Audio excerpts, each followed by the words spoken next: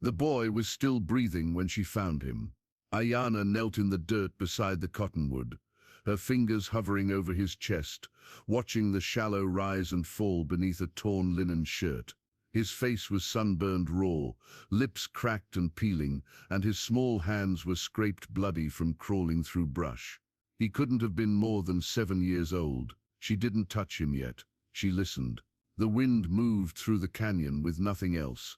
No hoofbeats, no voices, no search party closing in. Just the hiss of sage and the distant cry of a hawk. The boy had been out here alone for days, maybe longer.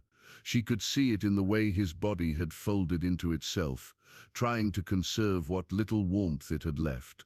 Ayana glanced over her shoulder toward the ridge. Her camp was a half-mile south, tucked into a crease in the red stone where no one would think to look. She'd been living that way for 3 years now, invisible, careful, alone. It was easier that way, safer. But this boy wasn't safe. She touched his forehead, burning hot.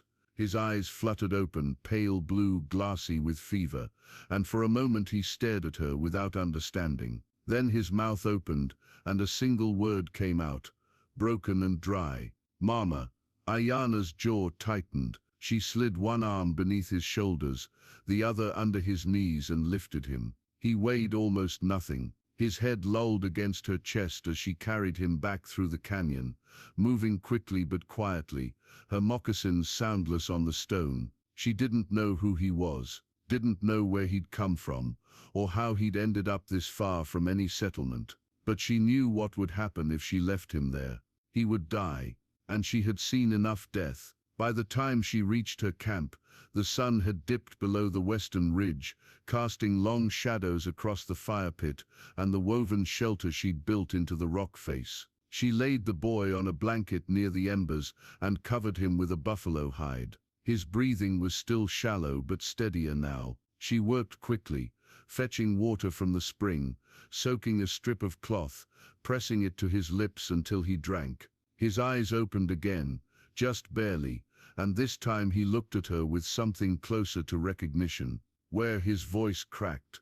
"Where am I?" Ayana didn't answer. She wasn't sure he'd understand her even if she tried. Instead, she placed a hand on his chest, gently, and shook her head. "Rest." He closed his eyes. She sat back on her heels watching him, and felt the weight of the decision she'd already made. She could have walked away, should have. No one would have known. But now he was here, and come morning, someone would come looking.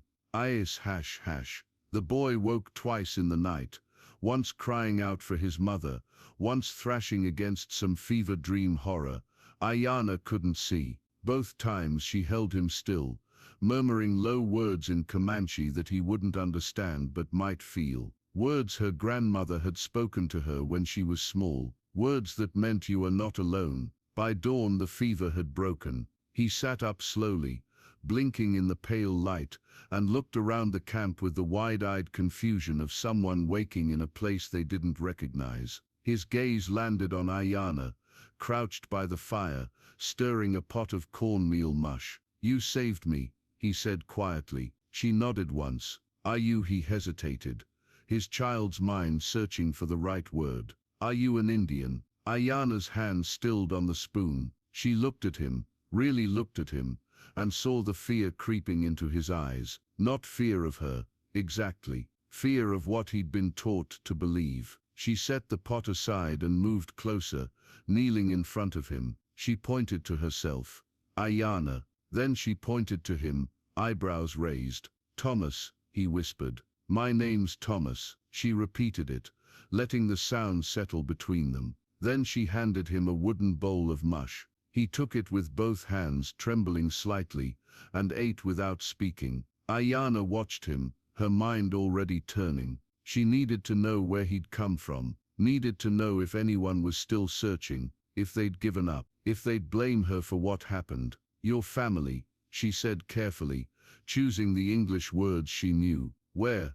Thomas swallowed hard, his eyes welling up. "I don't know. I got lost. We were riding to Fort Stockton, and I fell off the wagon. I tried to follow, but I couldn't find them. I walked and walked, and then I couldn't walk anymore. Fort Stockton. 2 days ride east, maybe 3 on foot for a child. He'd wandered far. Your father, Ayanna pressed. What does he do? Thomas looked down at his bowl. He's the sheriff. The words hung in the air like smoke. Ayanna felt her chest tighten. She stood slowly, turning away from the boy, staring out at the canyon, as if she could see through the stone to the world beyond. A sheriff's son, that changed everything. If she brought him back, they would ask questions. They would see her face, hear her voice, know what she was. And in a town like that, near Fort Stockton, where memories of raids and treaties and broken promises still burned hot,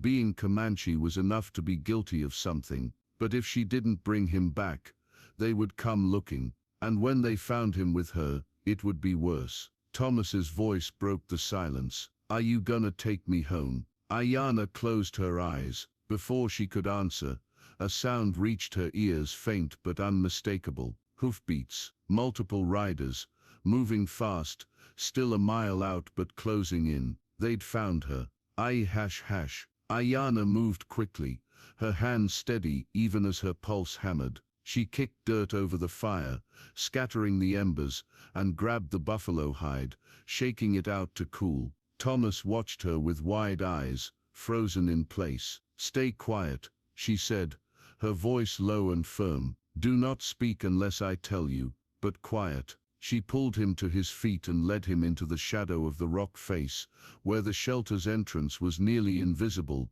unless you knew where to look. She crouched beside him, one hand on his shoulder, and listened. The hoofbeats grew louder, closer. She counted 4, maybe 5 horses. They were moving in a line, sweeping the canyon floor, and they would reach her camp in minutes. Thomas's breathing quickened. Is it my PA? Ayanna didn't answer. She didn't know, but she knew what men like that would see when they found her. A Comanche woman alone in the wilderness, with a white child. It didn't matter what the truth was. They would see what they wanted to see. The riders appeared at the canyon mouth, silhouettes against the morning sun. One of them raised a hand, signaling the others to slow. Ayanna's jaw clenched. They'd spotted the camp.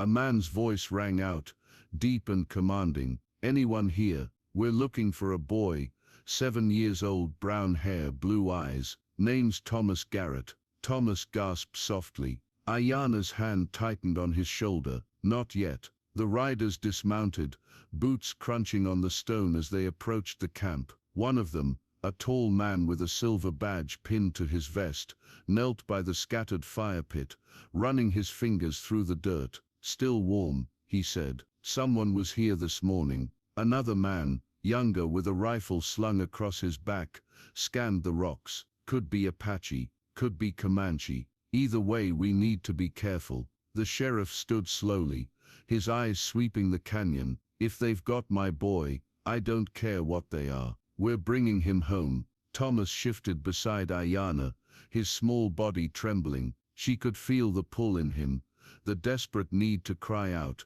to run to his father, to end this. But she held him still, because she knew what would happen next. The younger man's eyes locked onto the rock face, onto the shadow where Ayanna crouched. His hand moved to his rifle. Sheriff, he said quietly, I see something. The sheriff turned, his hand dropping to the revolver at his hip. Show yourself, he called out, his voice hard as iron. Now. Ayanna closed her eyes, exhaled slowly, and made her choice. She stepped into the light, hands raised, empty. The men froze. The sheriff's eyes went wide, then narrowed with something darker. Comanche, he spat. And behind her, Thomas stumbled forward, tears streaming down his face. The sheriff's face shattered with relief and rage all at once. He ran toward his son, pulling him into his arms, and over Thomas's shoulder. His eyes burned into Ayanna like a brand. What did you do to him? Hash. Thomas twisted in his father's grip, his voice high and frantic. She didn't hurt me, Pa.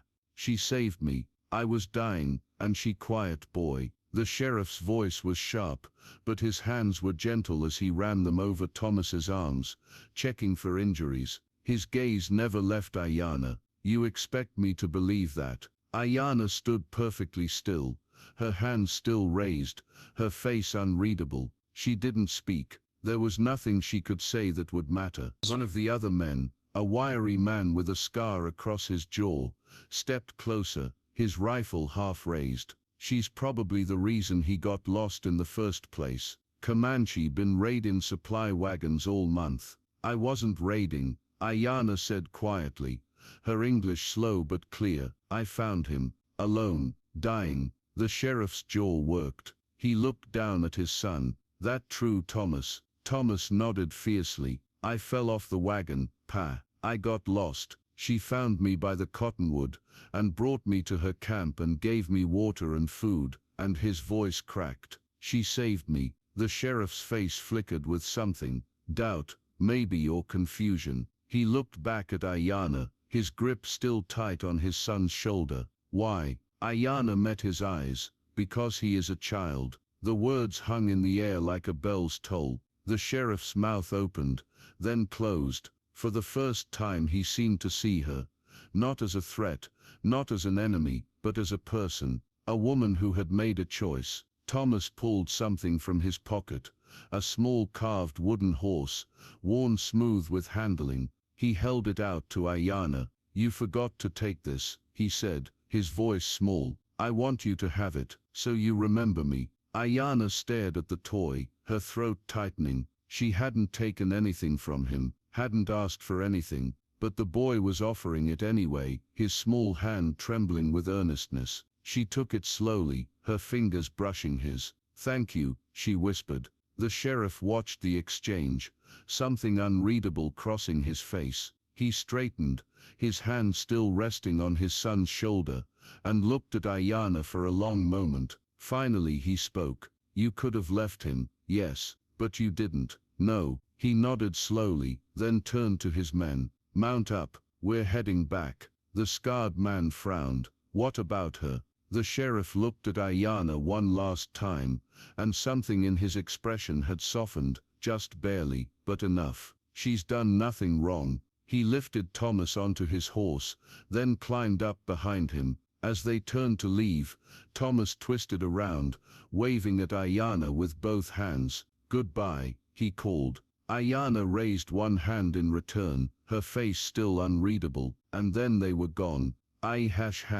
Ayana stood in the empty canyon for a long time after the hoofbeats faded, the wooden horse still warm in her palm. The sun climbed higher, spilling gold across the red stone, and the wind picked up, carrying the scent of sage and dust. She looked down at the toy, a simple thing, carved by a child's father, maybe, or bought at some frontier trading post. It didn't matter. What mattered was that it had been given freely, without fear, without expectation. She had spent 3 years invisible, avoiding towns, avoiding people, avoiding the weight of being seen. It had been easier that way, safer. But standing here now, alone again, she wasn't sure it had been better. She tucked the wooden horse into the pouch at her belt, and turned back toward her camp. The fire was cold, the shelter was still there, tucked into the rock, but it felt smaller now, emptier. She could leave,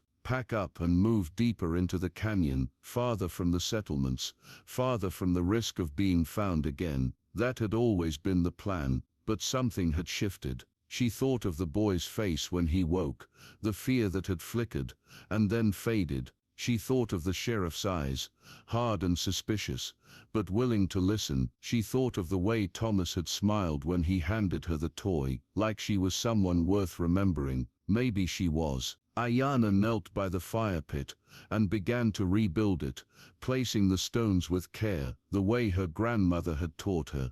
She struck flint against steel, and sparks caught in the tinder, blooming into flame. She would stay, not forever maybe, but for now, because she had learned something in those 2 days with the boy, something she had almost forgotten. She was not just surviving, she was still alive. Years later, when Thomas Garrett became a man, he would tell the story of the Comanche woman who saved his life. He would tell it to his children, and they would tell it to theirs, and the wooden horse would sit on a mantel in a house in Fort Stockton, a reminder that kindness could exist even in the hardest places. And somewhere in the Redstone Canyons, a woman named Ayana would watch the smoke from distant campfires and know that she had been seen, not as a ghost, not as an enemy, but as someone who mattered. The wind carried her name into the desert, and it did not fade. The wooden horse rests on a stone ledge in the canyon, silhouetted against the setting sun, as smoke rises from a small fire below.